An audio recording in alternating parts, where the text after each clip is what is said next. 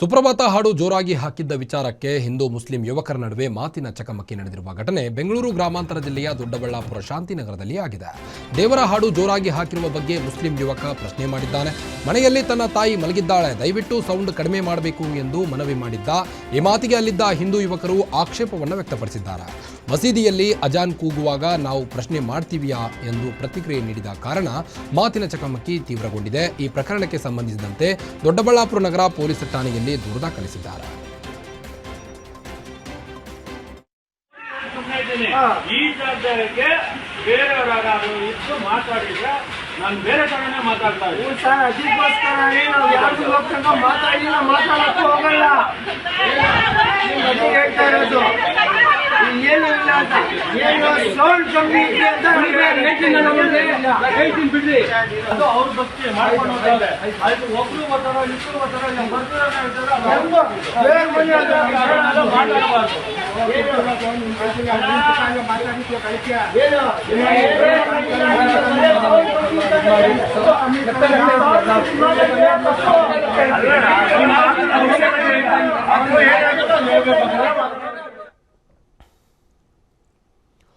ಹಾಸನ ನಗರದಲ್ಲಿ ನಟ ಯಶ್ ಅವರ ತಾಯಿ ಪುಷ್ಪಾ ಅವರಿಗೆ ಸಂಬಂಧಿಸಿದ ಕಾಂಪೌಂಡ್ ವಿವಾದ ಮತ್ತಷ್ಟು ತೀವ್ರಗೊಂಡಿದೆ. ವಿದ್ಯಾನಗರದಲ್ಲಿರುವ ನಿವೇಶನಕ್ಕೆ ಸಂಬಂಧಿಸಿದಂತೆ ಜಟಾಪಟಿ ಇನ್ನೂ ಮುಂದುವರೆದಿದ್ದು, ಯಶ್ ತಾಯಿ ಪುಷ್ಪಾ ಹಾಸನ ಡಿಸಿ ಕಚೇರಿಗೆ ಭೇಟಿ ನೀಡಿದ್ದಾರೆ. ತಮ್ಮ ಬಳಿ ಇರುವ ದಾಖಲೆಗಳನ್ನು ಅಧಿಕಾರಿಗಳ ಮುಂದೆ ಹಾಜರುಪಡಿಸಿದ್ದಾರೆ. ಡಿಸಿ ಕಚೇರಿಗೆ ಬಂದಿದ್ದ ವೇಳೆ ಜಿಲ್ಲಾಧಿಕಾರಿ ಹಾಜರಿರದ ಕಾರಣ ಪುಷ್ಪಾ ಇತರರ ಅಧಿಕಾರಿಗಳ ಜೊತೆ ಚರ್ಚೆ ನಡೆಸಿದ್ದಾರೆ. ಇನ್ನು ವಿವಾದದಲ್ಲಿ ಉಲ್ಲೇಖವಾಗಿರುವ ದೇವರಾಜು ಮತ್ತು ಪಿಡಿಒ ನಟರಾಜ್ ವಿರುದ್ಧ ಗಂಭೀರ ಆರೋಪಗಳನ್ನು ಮಾಡಿದ್ದು, ದೇವರಾಜುಗೆ ತಲೆ ಕೆಟ್ಟಿರಬಹುದು, ಅವರು ಸುಳ್ಳು ಹೇಳ್ತಿದ್ದಾರೆ, ಪಿಡಿಒ ನಟರಾಜ್ ಎಂಬುವವರು ಸುಳ್ಳು ದಾಖಲೆಗಳನ್ನು ಸೃಷ್ಟಿ ಮಾಡಿದ್ದಾರೆ ಎಂದು ಆಕ್ರೋಶವನ್ನು ವ್ಯಕ್ತಪಡಿಸಿದ್ದಾರೆ. ನಿನ್ನೆ ದಾಖಲೆ ಎಲ್ಲ ಕೊಟ್ಟಿದ್ದೀನಿ. ಯಾಕೆಂದ್ರೆ ಇಷ್ಟು ದಿನ ನಾನು ಅದನ್ನ ಸುಮ್ಮನೆ ಏನಕ್ಕೆ ಟಿವಿಲೆಲ್ಲ ತೋರಿಸೋದು, ಕೋರ್ಟಲ್ಲಿ ಇದೆ ಅಂತ ನಾನು ಇದ್ದೆ. ಅದು ತುಂಬಾ ಇವ್ರ ಹತ್ರ ದಾಖಲೆ ಇಲ್ಲ ಅಂತ ಅವ್ರ ಕಡೆಯವರಿಂದ ನಮ್ಗೆ ರಾಂಗ್ ಮೆಸೇಜ್ ಬರ್ತಾ ಇತ್ತು. ಇದು ತಪ್ಪಾಗುತ್ತೆ. ನಾವು ಒಬ್ಬ ಸೆಲೆಬ್ರಿಟಿ ಆಗಿ ಮೆಸೇಜು ಕರೆಕ್ಟಾಗಿ ಕೊಡಬೇಕು ಅಂದ್ಬಿಟ್ಟು ನಾವೇನ್ ಮಾಡಿದ್ವಿ, ಇವಾಗ ಈ ಜಿಲ್ಲಾಧಿಕಾರಿ ಮತ್ತೆ SP ಅವ್ರ ಗಮನಕ್ಕೆ ತಂದಿದ್ದೀವಿ ಇದನ್ನ. ಯಾಕೆಂದ್ರೆ ಇಷ್ಟು ದಿವಸ ಬರೀ ಪೊಲೀಸ್ ಸ್ಟೇಷನ್ ಇದು ಒಳಗಡೆ ಇತ್ತು. ನಿನ್ನೆ ಅಲ್ಲೂ ಹೋಗಿ ಅಲ್ಲಿ ನಿಮಗೆ ದಾಖಲೆ ಒದಗಿಸಿದ್ದೀನಿ. ಇವತ್ತು ಇಲ್ಲಿ ನನ್ನ ಪ್ರಾಬ್ಲಮ್ಸ್ ಏನಿದೆ ಈ ಹಾಸನದ ಜಿಲ್ಲಾಧಿಕಾರಿ ಮತ್ತೆ DC ಆಫೀಸರ್ಗೂ ಕೊಟ್ಟಿದ್ದೀನಿ. ಅವರು ಎಲ್ಲ ಓದ್ಬಿಟ್ಟು ನಾನು ಮುಂದಿನ ಕ್ರಮ ನಾನು ತಗೋತೀನಿ ಅಂತ ಹೇಳಿದ್ದಾರೆ. ಆದಷ್ಟು ಬೇಗ ಮಾಡಿ ಇದಕ್ಕೊಂದು ಎಲ್ಲ ಕ್ಲಿಯರ್ ಮಾಡಿಸ್ತೀನಿ ಅಂತ ಹೇಳಿದ್ದೀನಿ. ಗಮನಕ್ಕೆ ನಿನ್ನೆ ದಾಖಲೆ ಎಲ್ಲ ಕೊಟ್ಟಿದ್ದೀನಿ. ಯಾಕೆಂದ್ರೆ ಇಷ್ಟು ದಿನ ನಾನು ಅದನ್ನ ಸುಮ್ಮನೆ ಏನಕ್ಕೆ ಟಿವಿಲೆಲ್ಲ KGF ಬಳಿಕ ಈಗ ಚಿಕ್ಕಬಳ್ಳಾಪುರದಲ್ಲೂ ಚಿನ್ನದ ಗಣಿ ಇರುವುದು ಅನುಮಾನ ಕಾಡಿದ್ದು, ಚಿನ್ನ ಹಾಗೂ ನಿಧಿ ನಿಕ್ಷೇಪಗಳ ಶೋಧ ಕಾರ್ಯ ತೀವ್ರಗೊಂಡಿದೆ. ಭಾರತೀಯ ಭೂವೈಜ್ಞಾನಿಕ ಸರ್ವೇಕ್ಷಣಾ ಇಲಾಖೆಯು ಚಿಕ್ಕಬಳ್ಳಾಪುರ ಜಿಲ್ಲೆಯ ಗುಡಿಬಂಡೆ ತಾಲೂಕಿನ ಬೀಚಗಾನಹಳ್ಳಿ ಕ್ರಾಸ್ ಬಳಿ ಹೆಲಿಕಾಪ್ಟರ್ ಮೂಲಕ ವೈಮಾನಿಕ ಸಮೀಕ್ಷೆ ನಡೆಸಿದೆ. Geological Survey of India high tech ಸೆನ್ಸಾರ್ಗಳ ಮೂಲಕ ಖನಿಜ ಸಂಪತ್ತಿನ ದತ್ತಾಂಶ ಸಂಗ್ರಹಿಸುತ್ತಿದೆ. ಸಂಗ್ರಹಿತ ದತ್ತಾಂಶಗಳನ್ನು ತಜ್ಞ ವಿಜ್ಞಾನಿಗಳು ಪರಿಶೀಲಿಸುತ್ತಿದ್ದು, ಅಧಿಕೃತ ವರದಿ ಬರುವ ದಿನವನ್ನ ಸ್ಥಳೀಯರು ಕುತೂಹಲದಿಂದ ಕಾಯುತ್ತಿದ್ದಾರೆ. ಅಂಗಡಿ ಮಾಲೀಕರೇ ಟೀ ಸಿಗರೇಟ್ ಪಡೆಯುವ ನೆಪದಲ್ಲಿ ಬಂದು ಕದೀಮರು ತಮ್ಮ ಕೈಚಳಕ ತೋರಿಸುತ್ತಾರೆ, ಹುಷಾರಾಗಿರೆ. ಕಾಂಡಿಮೆಂಟ್ಸ್ ವ್ಯಾಪಾರ ಮಾಡ್ತಿದ್ದ ಮಹಿಳೆಯ ತಾಳಿ ಕಿತ್ತು ಕದೀಮರು ಎಸ್ಕೇಪ್ ಆಗಿರುವಂತಹ ಘಟನೆ ನೆಲಮಂಗಲ ದಾಸನಪುರದಲ್ಲಿ ಆಗಿದೆ. ಫೋನ್ ಪೇ ಮಾಡುವ ನೆಪದಲ್ಲಿ ಬಂದು ನಂಬರ್ ಹೇಳಲು ಸ್ವಲ್ಪ ಹತ್ತಿರ ಹೋಗಿ ಅಂಗಡಿ ಮಾಲೀಕೆ ನಾಗರತ್ನಮ್ಮ ಅವರ ಸರವನ್ನ ಎಗರಿಸಿದ್ದಾನೆ. ಸಿಸಿಟಿವಿಯಲ್ಲಿ ಕದೀಮರ ಖತರ್ನಾಕ್ ಕೃತ್ಯ ಸೆರೆಯಾಗಿದೆ. ಮಾದನಾಯಕನಹಳ್ಳಿ ಪೊಲೀಸ್ ಠಾಣೆಯಲ್ಲಿ ಕೇಸ್ ದಾಖಲಾಗಿದೆ.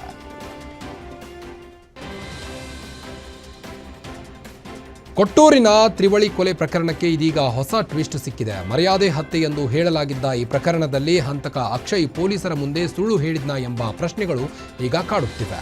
ತನಿಖೆ ವೇಳೆ ತಂಗಿ ಗರ್ಭಿಣಿ ಎಂದು ಕತೆ ಕಟ್ಟಿದ್ನ ಎಂಬ ಅನುಮಾನವನ್ನು ವ್ಯಕ್ತಪಡಿಸಿದ್ದಾರೆ.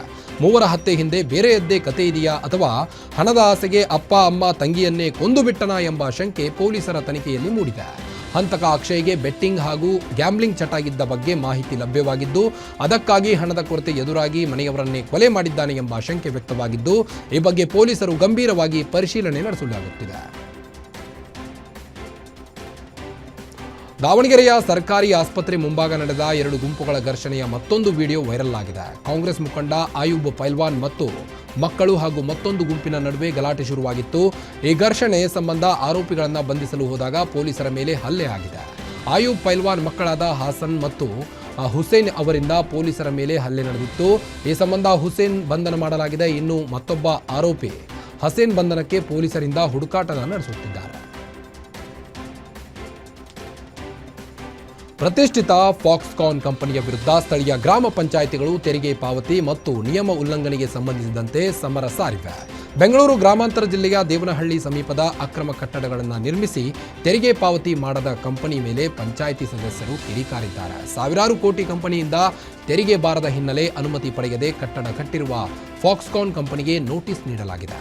ಎನ್ಒಸಿ ಪಡೆದು ಟ್ಯಾಕ್ಸ್ ಕಟ್ಟುವಂತೆ ಪಂಚಾಯಿತಿಯಿಂದ ಹಲವು ಬಾರಿ ಫಾಕ್ಸ್ಕಾನ್ ಕಂಪನಿಗೆ ನೋಟಿಸ್ ಜಾರಿ ಮಾಡಲಾಗಿದೆ. ಆದರೂ ನೋಟಿಸ್ಗೆ ರೆಸ್ಪಾನ್ಸ್ ಮಾಡದೇ ಇರುವುದರಿಂದ ಪಂಚಾಯಿತಿ ಅಧ್ಯಕ್ಷರು, ಉಪಾಧ್ಯಕ್ಷರು, ಸದಸ್ಯರು ಮತ್ತೆ ಬೈಪಾ ಅಧ್ಯಕ್ಷರಿಂದ ಫಾಕ್ಸ್ಕಾನ್ ಕಂಪನಿ ವಿರುದ್ಧ ಗರಂ ಆಗಿದ್ದಾರೆ.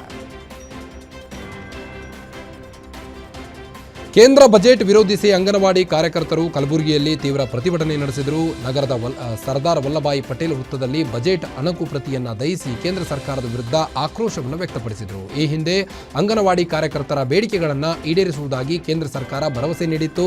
ಕೇಂದ್ರ ಸಚಿವ ಕುಮಾರಸ್ವಾಮಿ ಮಧ್ಯಸ್ಥಿಕೆಯಲ್ಲಿ ಮಾತುಕತೆ ಕೂಡ ಆಗಿತ್ತು. ಆದರೆ ಇದೀಗ ಆ ಭರವಸೆಗಳಿಗೆ ಬೆಲೆ ಕೊಡದೆ ಸರ್ಕಾರ ನಿರ್ಲಕ್ಷ್ಯ ವಹಿಸಿದೆ ಎಂದು ಕಾರ್ಯಕರ್ತರು ಆಕ್ರೋಶವನ್ನು ವ್ಯಕ್ತಪಡಿಸಿದ್ದಾರೆ. ಜಗತ್ ಮೋಸ ಮಾಡಿದ ಸರ್ಕಾರಕ್ಕೆ ಹೇಳಿದಿಕ್ಕಾರ. ಸುಳ್ಳು ಆಶ್ವಾಸನೆ ಕೊಟ್ಟಂತ ಬಿಜೆಪಿ ಸರ್ಕಾರ ನೀತಿಗೆ ಹೇಳಿದಿಕ್ಕಾರ.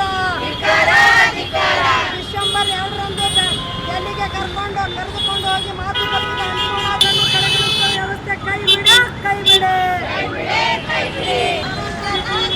ಹೇಳಿದ್ದೇನು ಮಾಡಿದ್ದೇನು ರಾಮರಾಜ ಕೈ ಬಿಡೆ. ಈ ಜಗತ್ತಿನ ಅಭಿವೃದ್ಧಿ ಮಾಡುವಂತ ಅಂಗನವಾಡಿ ಆಶಾ ಬಿಸಿಯೂಟ ನೌಕರನ್ನು ಬೀದರ್ನ ಹುಮನಾಬಾದ್ ತಾಲೂಕಿನ ಹುಣಸಗೇರ ಗ್ರಾಮದಲ್ಲಿ ನೀರಿನ ಹೆಸರಲ್ಲಿ ಅಧಿಕಾರಿಗಳು ಕೋಟಿಗಟ್ಟಲೆ ಹಣ ನುಂಗಿದ್ರ ಎಂಬ ಆರೋಪ ಕೇಳಿ ಬರ್ತಾ ಇದೆ.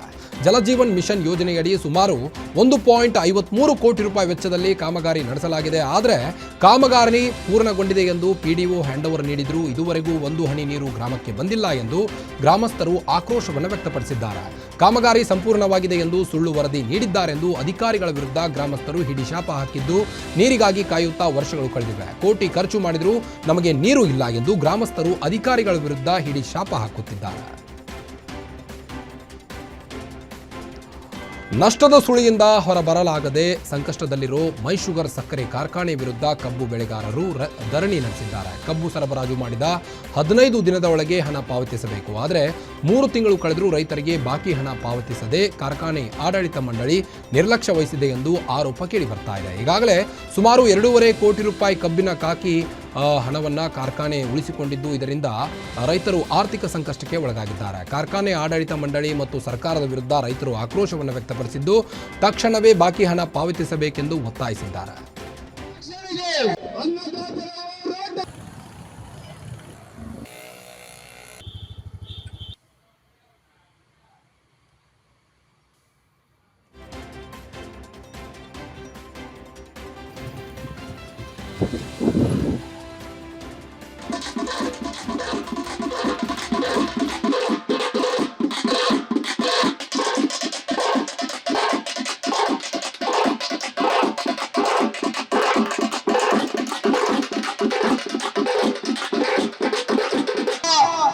ಶುಗರ್ ಫ್ಯಾಕ್ಟರಿ ಅಧ್ಯಕ್ಷರಿಗೆ ಹೋರಾಟಕ್ಕೆ ಯಾತಕ್ಕಾಗಿ ಹೋರಾಟ ಎಲ್ಲ ಬಗ್ಗೆ ಗಮನ ಕೊಡುವ ಉಸ್ತುವಾರಿ ಸಚಿವರಿಗೆ,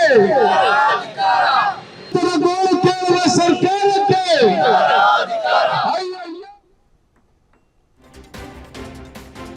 ಬೆಳಗಾವಿಯ ಬಡಾಲ್ ಅಂಕಲ್ಗಿ ಗ್ರಾಮದ ಕೌರಿಗುಡ್ಡ ಅರಣ್ಯ ಪ್ರದೇಶದಲ್ಲಿ ಲಕ್ಷಾಂತರ ಗಿಡಮರಗಳನ್ನು ಜೆಸಿಬಿ ಮೂಲಕ ಬುಡ ಸಮೇತ ಕಿತ್ತು ಹಾಕಿದ್ದಾರೆ. ಕಂದಾಯ ಇಲಾಖೆ ಸೇರಿದಂಥ ಅರಣ್ಯ ಪ್ರದೇಶವನ್ನು ಇಂಧನ ಇಲಾಖೆಗೆ 40 ಎಕರೆ ವಿಸ್ತೀರ್ಣದ ಸೋಲಾರ್ ಪ್ಲಾಂಟ್ ನಿರ್ಮಾಣಕ್ಕಾಗಿ ಲೀಸ್ ಮಾಡಲಾಗಿದೆ. ಆದರೆ ಅರಣ್ಯ ಇಲಾಖೆಯಿಂದ ಯಾವುದೇ ಅನುಮತಿ ಪಡೆಯದೆ ಕದೀಮರು ಗಿಡಮರಗಳನ್ನು ಕಡಿದು ನಾಶಪಡಿಸಿದ್ದಾರೆ ಎಂಬ ಆರೋಪ ಕೇಳಿ ಬರ್ತಾ ಇದೆ. ಶ್ರೀಗಂಧದ ಮರಗಳು, ಕೌಳಿ, ಸಾಗವಾಣಿ, ಕಾರಿ ಸೇರಿ ಔಷಧೀಯ ಸಸಿಗಳು ಹಾಗೂ ಗಿಡಮೂಲಿಕೆಗಳ ಮರಗಳನ್ನು ಸಂಪೂರ್ಣವಾಗಿ ನೆಲಸಮಗೊಳಿಸಿದ್ದಾರೆ. ಅರಣ್ಯ ಇಲಾಖೆ, ಪರಿಸರವಾದಿಗಳು ಹಾಗೂ ಸಂಬಂಧಿಸಿದ ಸಚಿವರು ಈ ಪ್ರಕರಣವನ್ನು ಗಂಭೀರವಾಗಿ ಪರಿಗಣಿಸಿ ತಕ್ಷಣ ತನಿಖೆ ನಡೆಸಬೇಕು ಎಂದು ಸ್ಥಳೀಯರು ಒತ್ತಾಯಿಸಿದ್ದಾರೆ. ಯಾಕಂದರೆ ಇದನ್ನು ಮರುಸ್ಥಾಪನೆ ಆಗಬೇಕು. ಈ ಅರಣ್ಯವನ್ನು ನಾಶ ಮಾಡಲಿಕ್ಕೆ ನಾವು ಬಿಡೋದಿಲ್ಲ. ನೀವು ಮುಂದಿನ ದಿನಮಾನದೊಳಗೆ ನಾವು ಸುತ್ತಮುತ್ತ ಎಲ್ಲ ಹಳ್ಳಿಯ ರೈತರು ಸೇರಿ, ಲಕ್ಷಾಂತರ ರೈತರು ಸೇರಿ ಇಲ್ಲಿ ಧರಣಿ ಮಾಡ್ತಾವೆ. ಯಾಕಂದರೆ ಇಲ್ಲಿಯ ನಿಸರ್ಗವನ್ನು ಹಾಳು ಮಾಡೋಕ್ಕೆ ಬಂದಿದ್ದಾರೆ ಇವರು ಸ್ವಾರ್ಥಕ್ಕೋಸ್ಕರ. ಅದಕ್ಕೆ ನಾವು ಎಲ್ಲ ರೈತ ಸಂಘದಿಂದ, ರೈತ ಮುಖಂಡರು ಹಾಗೂ ರೈತ ಎಲ್ಲ ಹೋರಾಟಗಾರರು ಇದನ್ನು ವಿರೋಧಿಸ್ತೀವಿ. ಮುಂದಿನ ದಿನಮಾನದೊಳಗೆ ಎಚ್ಚರಿಕೆಯಿಂದ ಈ ಆಡಳಿತ ಮಾಡಬೇಕು ಅಂತೇಳಿ ನಾವು ಜಿಲ್ಲಾಧಿಕಾರಿಗಳು ಮನವಿ ಮಾಡ್ತಾಯಿದ್ದೀವಿ. ಹಾಗೂ ಅರಣ್ಯಾಧಿಕಾರಿಗಳು ಕೂಡ ಇದಕ್ಕೆ ಯಾವ ರೀತಿ ಪರ್ಮಿಷನ್ ಕೊಟ್ಟಿದ್ರು ಅನ್ನೋದ್ರ ಬಗ್ಗೆ ಅವರು ಸ್ಪಷ್ಟೀಕರಣ ಮಾಡಬೇಕು. ಆದರೆ ಈ ಒಂದು ಮಾಡುತ್ತಿರುವಂಥ ಇದು, ಯಾಕಂದರೆ ಇದನ್ನು ಮರುಸ್ಥಾಪನೆ ಆಗಬೇಕು. ಈ ಅರಣ್ಯವನ್ನು ನಾಶ ಮಾಡಲಿಕ್ಕೆ ನಾವು ಬಿಡೋದಿಲ್ಲ. ನೀವು ಮುಂದಿನ ದಿನಮಾನದೊಳಗೆ ನಾವು ಸುತ್ತಮುತ್ತ ಎಲ್ಲ ಹಳ್ಳಿಯ ರೈತರು ಸೇರಿ, ಲಕ್ಷಾಂತರ ರೈತರು ಸೇರಿ ಇಲ್ಲಿ ಧರಣಿ ಮಾಡ್ತಾವೆ. ಯಾಕಂದರೆ ಇಲ್ಲಿಯ ನಿಸರ್ಗವನ್ನು ಹಾಳು ಮಾಡೋಕ್ಕೆ ಬಂದಿದ್ದಾರೆ ಇವರು ಸ್ವಾರ್ಥಕ್ಕೋಸ್ಕರ. ಅದಕ್ಕೆ ನಾವು ಎಲ್ಲ ರೈತ ಸಂಘದಿಂದ, ರೈತ ಮುಖಂಡರು ಹಾಗೂ ರೈತ ಎಲ್ಲ ಹೋರಾಟಗಾರರು ಇದನ್ನು ವಿರೋಧಿಸ್ತೀವಿ. ಮುಂದಿನ ದಿನಮಾನದೊಳಗೆ ಎಚ್ಚರಿಕೆಯಿಂದ ಈ ಆಡಳಿತ ಮಾಡಬೇಕು ಅಂತೇಳಿ ನಾವು ಜಿಲ್ಲಾಧಿಕಾರಿಗಳು ಮನವಿ ಮಾಡ್ತಾಯಿದ್ದೀವಿ. ಹಾಗೂ ಅರಣ್ಯಾಧಿಕಾರಿಗಳು ಕೂಡ ಇದಕ್ಕೆ ಯಾವ ರೀತಿ ಪರ್ಮಿಷನ್ ಕೊಟ್ಟಿದ್ರು ಅನ್ನೋದ್ರ ಬಗ್ಗೆ ಅವರು ಸ್ಪಷ್ಟೀಕರಣ ಮಾಡಬೇಕು.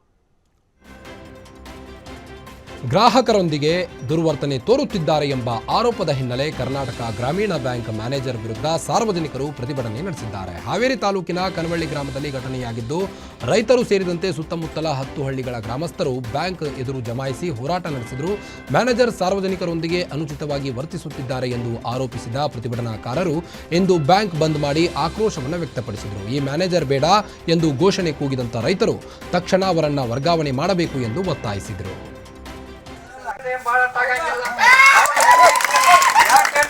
ಅವ್ರು ಬರಾಕು ಅಷ್ಟರಿಗೆ ಆಗಂಗಿಲ್ಲ. ಅವ್ರ ಮನೆ ಬದುಕು ಬಾಳೆವು ಎಲ್ಲವೂ ಇರ್ತಾವು. ಆ ಮನೆ ಬದುಕ ಪಾಪ ಅವ್ರ ಮಕ್ಕಳು ಮರಿ ಅವ್ರನ್ನ ಬದುಕಿರ್ಬೇಕ.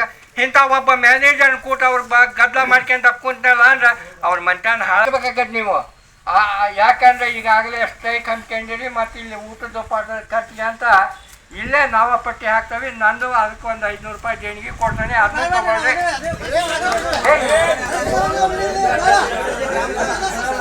ಏನಪ್ಪಾ ಅಂದ್ರೆ ಇಲ್ಲಿಂದ ಮನ್ರೇಗಾ ಹೆಸರು ಬದಲಾವಣೆಯನ್ನ ಖಂಡಿಸಿ ಕೇಂದ್ರ ಸರ್ಕಾರದ ವಿರುದ್ಧ ಕಾಂಗ್ರೆಸ್ ಅಹೋರಾತ್ರಿ ಧರಣಿ ನಡೆಸಿದ್ದಾರೆ. ಮೈಸೂರು ನಗರ ಮತ್ತು ಗ್ರಾಮಾಂತರ ಕಾಂಗ್ರೆಸ್ ಘಟಕಗಳ ವತಿಯಿಂದ ಈ ಬೃಹತ್ ಪ್ರತಿಭಟನೆಯನ್ನ ಹಮ್ಮಿಕೊಳ್ಳಲಾಗಿದೆ. ಮೈಸೂರಿನ ಟೌನ್ ಹಾಲ್ ಮುಂಭಾಗದಲ್ಲಿ ಧರಣಿ ನಡೆಸಿದ್ದು, ಜಿಲ್ಲಾ ಉಸ್ತುವಾರಿ ಸಚಿವ ಡಾಕ್ಟರ್ ಎಚ್ ಸಿ ಮಹದೇವಪ್ಪ ಅವರು ಅಂಬೇಡ್ಕರ್ ಪ್ರತಿಮೆಗೆ ಮಾಲಾರ್ಪಣೆ ಮಾಡುವ ಮೂಲಕ ಧರಣಿಗೆ ಚಾಲನೆ ನೀಡಿದರು. ಮಾಜಿ ಸಂಸದ ಉಗ್ರಪ್ಪ, ಮಾಜಿ ಶಾಸಕ ನಂಜುಂಡಸ್ವಾಮಿ ಸೇರಿದಂತೆ ಕಾಂಗ್ರೆಸ್ನ ಅನೇಕ ಮುಖಂಡರು ಮತ್ತು ಕಾರ್ಯಕರ್ತರು ಪಾಲ್ಗೊಂಡಿದ್ದಾರೆ.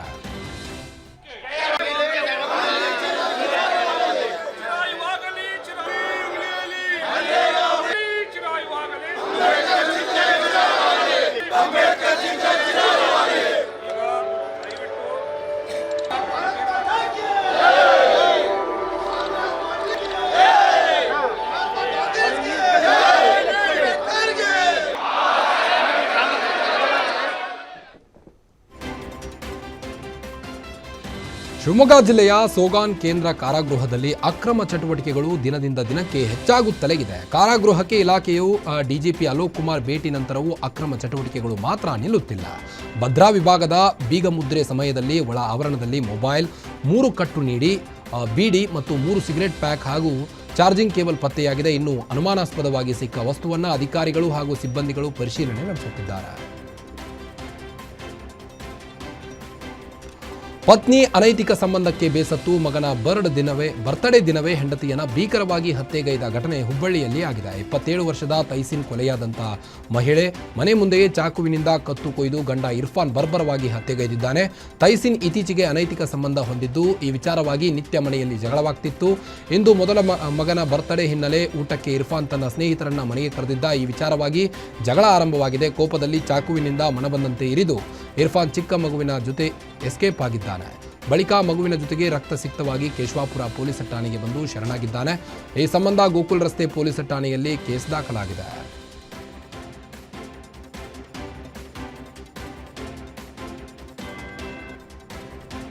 ಬಾಗಲಕೋಟೆಯ ಮುಚ್ಚಳಗುಡ್ಡ ಗ್ರಾಮದಲ್ಲಿ ನಡೆದ ಹೃದಯ ವಿದ್ರಾವಕ ಘಟನೆ ಇಡೀ ಗ್ರಾಮವನ್ನ ಕಣ್ಣೀರಿನಲ್ಲಿ ಮುಳುಗಿಸಿದೆ. ಹೆತ್ತ ತಾಯಿಯೇ ತನ್ನ 3 ಮಕ್ಕಳನ್ನ ಕೊಲೆ ಮಾಡಿ ನಂತರ ಆತ್ಮಹತ್ಯೆಗೆ ಯತ್ನಿಸಿದ ಕೇಸ್ ಗ್ರಾಮಸ್ಥರನ್ನ ಬೆಚ್ಚಿ ಬೀಳಿಸಿದೆ. ಮೃತ ಮಕ್ಕಳಾದ ಸಮೃದ್ಧಿ, ಸುಕ್ಷಿತ್ ಮತ್ತು ಪ್ರೀತಮ್ ಅಂತ್ಯಕ್ರಿಯೆ ಮುಚ್ಚಳಗುಡ್ಡ ಗ್ರಾಮದಲ್ಲಿ ಆಗಿದೆ. ಈ ವೇಳೆ ಇಡೀ ಗ್ರಾಮವೇ ಶೋಕಸಾಗರದಲ್ಲಿ ಮುಳುಗಿತ್ತು. ಮಕ್ಕಳನ್ನು ಕಳೆದುಕೊಂಡ ನೋವಿನಿಂದ ಸಂಬಂಧಿಕರು ಮತ್ತು ಗ್ರಾಮಸ್ಥರ ಆಕ್ರಂದನ ಮುಗಿಲು ಮುಟ್ಟಿತ್ತು.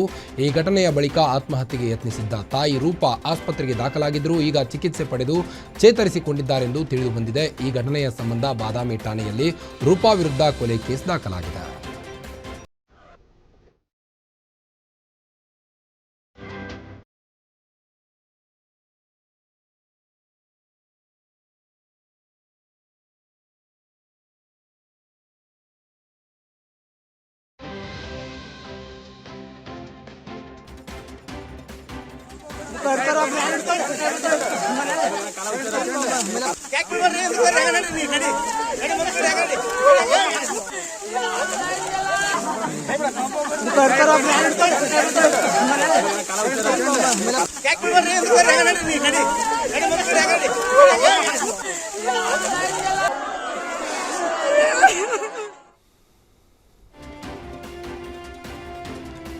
ಕುಡಿದ ಮತ್ತಿನಲ್ಲಿ ವ್ಯಕ್ತಿಯೋರ್ವ ಮೊಬೈಲ್ ಟವರ್ ಹತ್ತಿ ಹುಚ್ಚಾಟವಾಡಿರುವಂತಹ ಘಟನೆ ಬಾಗಲಕೋಟೆ ಜಿಲ್ಲೆಯ ಜಮಖಂಡಿ ತಾಲೂಕಿನ ಆಲ್ಗೋರು ಗ್ರಾಮದಲ್ಲಿ ಆಗಿದೆ. ಅರ್ಜುನ್ ನಾಟಿಕರ್ ಎಂಬ ಭೂಪ NA8 ಟವರ್ ಹತ್ತಿ ಅಲ್ಲಿಂದಲೇ ಕೆಳಗಿದ್ದವರಿಗೆ ಫೋನ್ ಮಾಡಿ ಪೋಸ್ ಕೊಟ್ಟಿದ್ದಾನೆ. ಈ ಹೈಡ್ರಾಮಾವನ್ನ ನೋಡಲು ಗ್ರಾಮಸ್ಥರು ಹೆಚ್ಚಿನ ಸಂಖ್ಯೆಯಲ್ಲಿ ಜಮಾಯಿಸಿದ್ರು. ಕೊನೆಗೆ ಗ್ರಾಮಸ್ಥರು ಆತನನ್ನ ಮನವೊಲಿಸಿ ಸುರಕ್ಷಿತವಾಗಿ ಕೆಳಗಿಳಿಸಿದ್ದಾರೆ. ಈ ಭೂಪನ ವಿಡಿಯೋ ಸೋಷಿಯಲ್ ಮೀಡಿಯಾದಲ್ಲಿ ವೈರಲ್ ಆಗಿದೆ. ಮೊನ್ನೆ ಅಷ್ಟೇ ಚಾಮರಾಜನಗರ ಜಿಲ್ಲೆಯ ಕೊಳ್ಳೇಗಾಲದಲ್ಲಿ ಮದುವೆ ಮಂಟಪಕ್ಕೆ ಹೋಗುತ್ತಿದ್ದಂಥ ವರನಿಗೆ ಚಾಕು ಇರಿದ ಘಟನೆ ನಡೆದಿತ್ತು. ವಧುವಿನ ಮಾಜಿ ಪ್ರೇಮಿ ಮಂಟಪಕ್ಕೆ ಬರುತ್ತಿದ್ದ ವರನ ಕಾರನ್ನು ಅಡ್ಡಗಟ್ಟಿ ಚಾಕು ಇರಿದಿದ್ದರು. ಘಟನೆಯಲ್ಲಿ ವರ ರವೀಶ್ ಗಂಭೀರವಾಗಿ ಗಾಯಗೊಂಡು ಪ್ರಾಣಾಪಾಯದಿಂದ ಪಾರಾಗಿದ್ದರು. ಆದರೆ ಈ ಕೇಸ್ಗೆ ಬಿಗ್ ಟ್ವಿಸ್ಟ್ ಸಿಕ್ಕಿದೆ. ಚಾಕು ಚುಚ್ಚಿದ ವಧುವಿನ ಮಾಜಿ ಲವರನ್ನು ಪೊಲೀಸರು ಲಾಕ್ ಮಾಡಿದ್ದಾರೆ. ವಿಚಾರಣೆ ವೇಳೆ ಆರೋಪಿಗಳಿಂದ ಸ್ಫೋಟಕ ಮಾಹಿತಿ ಬಹಿರಂಗವಾಗಿದೆ. ಮದುವೆಯಾಗುವ ವಧುವೆ ಬಾವಿ ಪತಿಗೆ ಮುಹೂರ್ತ ಫಿಕ್ಸ್ ಮಾಡಿರುವುದು ಬಯಲಾಗಿದೆ. ಅಕ್ರಮವಾಗಿ ಗ್ಯಾಸ್ ರೀಫಿಲ್ಲಿಂಗ್ ನಡೆಸುತ್ತಿದ್ದಂಥ ಆರೋಪಿಯನ್ನ ಆಹಾರ ಸುರಕ್ಷಾಧಿಕಾರಿಗಳೊಂದಿಗೆ ಪೊಲೀಸರು ದಾಳಿ ನಡೆಸಿ ಬಂಧಿಸಿದ್ದಾರೆ. ಕೆಜಿಎಫ್ನ ಆಂಡರ್ಸನ್ ಪೇಟೆಯ ಕೋರೋನೇಷನ್ ಟೌನ್ ಬಳಿ ಅಕ್ರಮ ಗ್ಯಾಸ್ ರೀಫಿಲ್ಲಿಂಗ್ ಅಡ್ಡೆ ಮೇಲೆ ದಾಳಿ ನಡೆಸಲಾಗಿದ್ದು ಪಾಷಾ ಜಾನ್ ಎಂಬ ಆರೋಪಿಯನ್ನ ಬಂಧಿಸಲಾಗಿದೆ. ದಾಳಿ ವೇಳೆ ಗ್ಯಾಸ್ ಸಿಲಿಂಡರ್ ರೀಫಿಲ್ಲಿಂಗ್ ಬಳಸುತ್ತಿದ್ದಂಥ ಸುಮಾರು 20,000 ರೂಪಾಯಿ ಮೌಲ್ಯದ ಪರಿಕರಗಳನ್ನು ವಶಕ್ಕೆ ಪಡೆದುಕೊಳ್ಳಲಾಗಿದೆ. ಈ ಸಂಬಂಧ ಆಂಡರ್ಸನ್ ಪೇಟೆ ಪೊಲೀಸ್ ಠಾಣೆಯಲ್ಲಿ ಕೇಸ್ ದಾಖಲಾಗಿದ್ದು ಮುಂದಿನ ತನಿಖೆ ಮುಂದುವರೆದಿದೆ. ಕಲಬುರಗಿ ಪೊಲೀಸರ ಭರ್ಜರಿ ಕಾರ್ಯಾಚರಣೆ ವೇಳೆ ದರೋಡೆ ಮಾಡ್ತಿದ್ದ ಕುಖ್ಯಾತ ಇರಾನಿ ಗ್ಯಾಂಗ್ನ ಅರೆಸ್ಟ್ ಮಾಡಲಾಗಿದೆ. ಜಹೀರ್ ಅಬ್ಬಾಸ್, ಅಲಿ ರಜಾಕ್, ಲಾಲ್ ಸಮೀರ್, ಕಾಸಿಂ ಸೇರಿ 7 ಮಂದಿಯನ್ನ ಬಂಧಿಸಲಾಗಿದೆ. ಈ ಗ್ಯಾಂಗ್ ಪೊಲೀಸರು ಅಂತ ಹೇಳಿ ಜನರನ್ನ ನಂಬಿಸಿ ಬಂಗಾರವನ್ನ ಲಪಟಾಯಿಸುತ್ತಿದ್ರು. ಇನ್ನು ಆರೋಪಿಗಳ ವಿರುದ್ಧ ಹಲವು ರಾಜ್ಯಗಳಲ್ಲಿ ಕೇಸ್ ದಾಖಲಾಗಿದೆ. ಪೊಲೀಸರಿಂದ 27,30,000 ಮೌಲ್ಯದ ವಸ್ತುಗಳನ್ನು ಜಪ್ತಿ ಮಾಡಲಾಗಿದೆ. ಕಲಬುರಗಿ ಸಬ್ ಅರ್ಬನ್ ಪೊಲೀಸರ ಕಾರ್ಯಕ್ಕೆ ಪೊಲೀಸ್ ಕಮಿಷನರ್ ಮೆಚ್ಚುಗೆಯನ್ನು ವ್ಯಕ್ತಪಡಿಸಿದ್ದಾರೆ. ನೆಲಮಂಗಲ ಕುಣಿಗಲ್ ಬೈಪಾಸ್ ರಸ್ತೆಯಲ್ಲಿ ಚಾಲಕನ ಆಯ ತಪ್ಪಿ ಲಾರಿ ಹೆದ್ದಾರಿ ಪಿಲ್ಲರ್ಗೆ ಡಿಕ್ಕಿಯಾಗಿದೆ. ಸಿಗ್ನಲ್ ಬಳಿ ಪೊಲೀಸರು ಕರ್ತವ್ಯ ನಿರ್ವಹಿಸುತ್ತಿದ್ದ ಕಾರಣ ದೊಡ್ಡ ಅನಾಹುತವನ್ನು ತಪ್ಪಿಸಿದಂತಾಗಿದೆ. ಇನ್ನು ಚಾಲಕನ ಹೇಳಿಕೆಯ ಪ್ರಕಾರ ಲಾರಿಯ ಬ್ರೇಕ್ ಫೇಲ್ಯೂರ್ನಿಂದ ಅಪಘಾತ ಸಂಭವಿಸಿದೆ. ಅಪಘಾತದಿಂದ ಯಾವುದೇ ಸಾವು ನೋವು ಸಂಭವಿಸಿಲ್ಲ. ಘಟನೆಯ ಹಿನ್ನೆಲೆ ಸಂಚಾರಕ್ಕೆ ಕೆಲಕಾಲ ಅಡಚಣೆ ಉಂಟಾಗಿತ್ತು. ಈ ಕುರಿತು ನೆಲಮಂಗಲ ಸಂಚಾರಿ ಪೊಲೀಸ್ ಠಾಣೆಯಲ್ಲಿ ಕೇಸ್ ದಾಖಲಾಗಿದ್ದು ಹೆಚ್ಚಿನ ತನಿಖೆ ಮುಂದುವರೆದಿದೆ. ಭದ್ರಾ ನಾಲೆಯಲ್ಲಿ ವ್ಯಕ್ತಿಯ ಶವ ತೇಲಿ ಬಂದಿರುವಂತಹ ಘಟನೆ ದಾವಣಗೆರೆ ತಾಲೂಕಿನ ಯರವನಗತ್ತಳಿ ಕ್ಯಾಂಪ್ ಬಳಿಯಾಗಿದೆ. ಪಾಮೇನಹಳ್ಳಿ ಗ್ರಾಮದ 41 ವರ್ಷದ ಶಿವಕುಮಾರ್ ಎಂದು ಗುರುತು ಪತ್ತೆಯಾಗಿದೆ. ಇನ್ನು ಕಳೆದ 3-4 ವರ್ಷದಿಂದ ಅನಾರೋಗ್ಯದಿಂದ ಬಳಲುತ್ತಿದ್ದು, ಆದರೆ ಕಳೆದ 2 ದಿನದ ಹಿಂದೆ ನಾಲೆಗೆ ಬಿದ್ದಿರುವಂತಹ ಶಂಕೆ ವ್ಯಕ್ತವಾಗುತ್ತಿದೆ. ಹದಡಿ ಠಾಣೆಯಲ್ಲಿ ಪ್ರಕರಣ ದಾಖಲಾಗಿದೆ.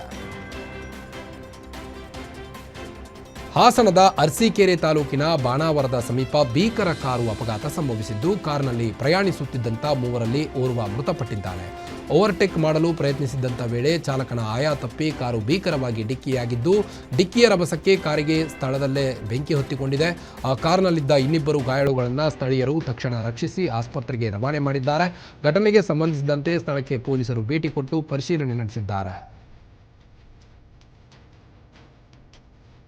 ಮಂಡ್ಯ ಜಿಲ್ಲೆಯ ಮಳವಳ್ಳಿ ಉಪವಿಭಾಗದ ಪೊಲೀಸರು ಭರ್ಜರಿ ಕಾರ್ಯಾಚರಣೆ ನಡೆಸಿ ಸುಮಾರು 34.17 ಲಕ್ಷ ರೂಪಾಯಿ ಮೌಲ್ಯದ ಕದ್ದ ಮಾಲನ್ನು ಜಪ್ತಿ ಮಾಡಿದ್ದಾರೆ. 3 ಪ್ರತ್ಯೇಕ ಪ್ರಕರಣಗಳಲ್ಲಿ ಮಳವಳ್ಳಿ ಪೊಲೀಸರಿಂದ 10 ಆರೋಪಿಗಳ ಅರೆಸ್ಟ್ ಮಾಡಲಾಗಿದೆ. ಬಂಧಿತರಲ್ಲಿ ಓರ್ವ ಬಾಲಕ ಕಾನೂನು ಸಂಘರ್ಷಕ್ಕೆ ಒಳಗಾಗಿದ್ದಾನೆ. ಪ್ರಕರಣವೊಂದರಲ್ಲಿ 144 ಗ್ರಾಂ ಚಿನ್ನ, 46 ಗ್ರಾಂ ಬೆಳ್ಳಿ ಈ ಎಲ್ಲ ವಸ್ತುಗಳನ್ನು ವಶಕ್ಕೆ ಪಡೆಯಲಾಗಿದ್ದು, ಮತ್ತೊಂದು ಪ್ರಕರಣದಲ್ಲಿ 19 ಬೈಕ್ ಮತ್ತು 24 ಗ್ರಾಂ ಚಿನ್ನದ ಒಡವೆ, 245 ಗ್ರಾಂ ಬೆಳ್ಳಿಯ ಪದಾರ್ಥ ಸೇರಿ ಪೂಜಾ ಸಾಮಗ್ರಿ ಜಪ್ತಿ ಮಾಡಲಾಗಿದೆ. ಅಡುಗೆ ಅನಿಲ ಸೋರಿಕೆಯಾಗಿ ಅಗ್ನಿ ಅವಘಡ ಸಂಭವಿಸಿ ಆಸ್ಪತ್ರೆಗೆ ಸೇರಿದ್ದ ಕುಟುಂಬ ಚಿಕಿತ್ಸೆ ಫಲಕಾರಿಯಾಗದೆ ಸಾವನ್ನಪ್ಪಿದ್ದಾರೆ. ಕನಕಪುರ ನಗರದ ಅಮರನಾರಾಯಣ ಬ್ಲಾಕ್ನಲ್ಲಿ ಕಳೆದ 4 ದಿನಗಳ ಹಿಂದೆ ನಡೆದಿದ್ದಂಥ ಅಗ್ನಿ ಅವಘಡ ಸಂಭವಿಸಿತ್ತು. ಅಗ್ನಿ ಅವಘಡದಲ್ಲಿ ಗಾಯಗೊಂಡಿದ್ದಂಥ ಸಿದ್ದರಾಜು, ಚಂದ್ರಮ್ಮ, ಪ್ರಶಾಂತ್ ಎಂಬುವರನ್ನ ಬೆಂಗಳೂರಿನ ವಿಕ್ಟೋರಿಯಾ ಆಸ್ಪತ್ರೆಗೆ ರವಾನಿಸಿ ಚಿಕಿತ್ಸೆ ಕೊಡಿಸಲಾಗಿತ್ತು. ಆದರೆ ಚಿಕಿತ್ಸೆ ಫಲಕಾರಿಯಾಗದೆ 3 ಸಾವನ್ನಪ್ಪಿದ್ದಾರೆ. ರಾಯಚೂರಿನ ಸಿರವಾರ ತಾಲೂಕಿನ ಕವಿತಾಳ ಪಟ್ಟಣದಲ್ಲಿ ಮಾನವೀಯ ಘಟನೆಗೆ ಬೆಳಕಿಗೆ ಬಂದಿರುವಂಥದ್ದು. ಕವಿತಾಳ ಪಟ್ಟಣದ ವಾರ್ಡ್ನಲ್ಲಿ ಸುಮಾರು 50 ಅಡಿ ಆಳದ ಉಪ್ಪು ನೀರಿನ ಬಾವಿಗೆ ಶ್ವಾನ ಬಿದ್ದು ಕಿರುಚಾಡುತ್ತಿದ್ದು, ಆ ಶ್ವಾನದ ಕಿರುಚಾಟ ಕೇಳಿದ ಸ್ಥಳೀಯರು, ಯುವಕ ಹಾಗೂ ಸ್ಥಳೀಯರು ದೌಡಾಯಿಸಿ ಹಗ್ಗ, ಬಟ್ಟೆ ಹಾಗೂ ಪ್ಲಾಸ್ಟಿಕ್ ಬುಟ್ಟಿ ಸಹಾಯದಿಂದ ಬಾವಿಗೆ ಇಳಿದು ಶ್ವಾನವನ್ನು ಮೇಲಕ್ಕೆತ್ತಿ ಸುರಕ್ಷಿತವಾಗಿ ರಕ್ಷಣೆ ಮಾಡಿದರು. ತಮ್ಮ ಜೀವದ ಹಂಗು ತೊರೆದು ಶ್ವಾನದ ಪ್ರಾಣ ಉಳಿಸಿದಂಥ ಮೌನೇಶ್ ಗುಡಿ ಹಾಗೂ ಸ್ಥಳೀಯರ ಮಾನವೀಯ ಕಾರ್ಯಕ್ಕೆ ವ್ಯಾಪಕ ಮೆಚ್ಚುಗೆ ವ್ಯಕ್ತವಾಗ್ತಾ ಇದೆ. ಅಗ್ಗಡ್ಕ ಮೆಲಕ ಅಗ್ಗಡ್ಕ ಬಿಡಬೇಡ, ಹಿಡ್ಕರೆ ತಡೆ, ಲೂಸ್ ಬಿಡ್ರ, ಹಾಕ ಬಿಡ್ರ. ಸಿಂಗರಮ್ಮ ತೆಗೆಮ್ಮ, ಬಂಬ್ ಅಂತ ಹೇಳ್ತಿದ್ದೆ, ಬಂಬ್ ಅಂತ ನೋಡಮ್ ತಡೆ, ಬಿಡಮ್ ತಡೆ ಅಲ್ಲಿದ್ದ. ಸಿಂಗರ ಬಂಬ್ ಅಲ್ಲಿ ಬುಕ್ಸಮ್ ನಿಲ್ಕೈತೆ, ಇಲ್ಲಿ ನಿಲ್ಕೈತೆ.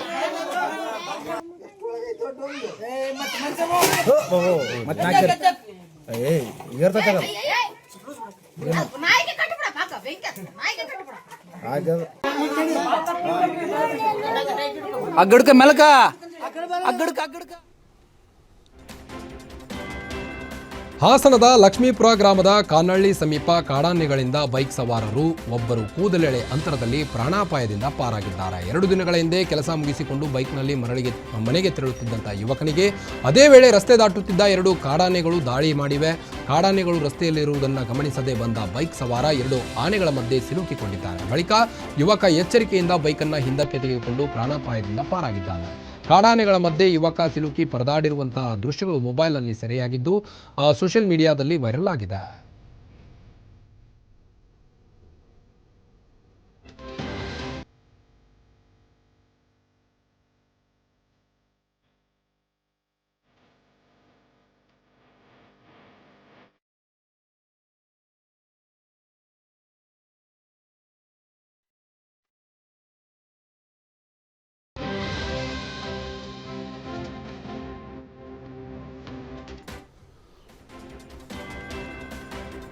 ಸರ್ಕಾರಿ ಸೇವೆಯಿಂದ ನಿವೃತ್ತರಾದ ಪೊಲೀಸ್ ಅಧಿಕಾರಿಗೆ ಸಹೋದ್ಯೋಗಿ ಸಿಬ್ಬಂದಿಯಿಂದ ಅದ್ದೂರಿ ಬೀಳ್ಕೊಡುಗೆ ನೀಡಿದ್ದಾರೆ. ಶ್ರೀರಂಗಪಟ್ಟಣದ ನಿವೃತ್ತ ಡಿವೈಎಸ್ಪಿ ಶಾಂತ ಮಲ್ಲಪ್ಪಗೆ ತಮ್ಮ ಸೇವಾ ಅವಧಿ ಪೂರ್ಣಗೊಂಡ ಹಿನ್ನೆಲೆ ಸಹೋದ್ಯೋಗಿಗಳು ಅದ್ದೂರಿಯಾಗಿ ಬೀಳ್ಕೊಟ್ಟರು. ಪೊಲೀಸ್ ಠಾಣೆಯಲ್ಲಿ ಸನ್ಮಾನ ಕಾರ್ಯಕ್ರಮವನ್ನು ಆಯೋಜಿಸಿ ಪುಷ್ಪವೃಷ್ಟಿಗೈದು ಗೌರವವನ್ನು ಸಲ್ಲಿಸಲಾಯಿತು. ನಂತರ ಜೀಪ್ನಲ್ಲಿ ಮೆರವಣಿಗೆ ನಡೆಸಿ ಸಹೋದ್ಯೋಗಿಗಳು ತಮ್ಮ ಅಭಿಮಾನವನ್ನು ವ್ಯಕ್ತಪಡಿಸಿದರು. ಸಿಬ್ಬಂದಿಯ ಈ ಪ್ರೀತಿಯ ಗೌರವವನ್ನು ಕಂಡ ನಿವೃತ್ತಾಧಿಕಾರಿ ಶಾಂತ ಮಲ್ಲಪ್ಪ ಭಾವುಕರಾದರು.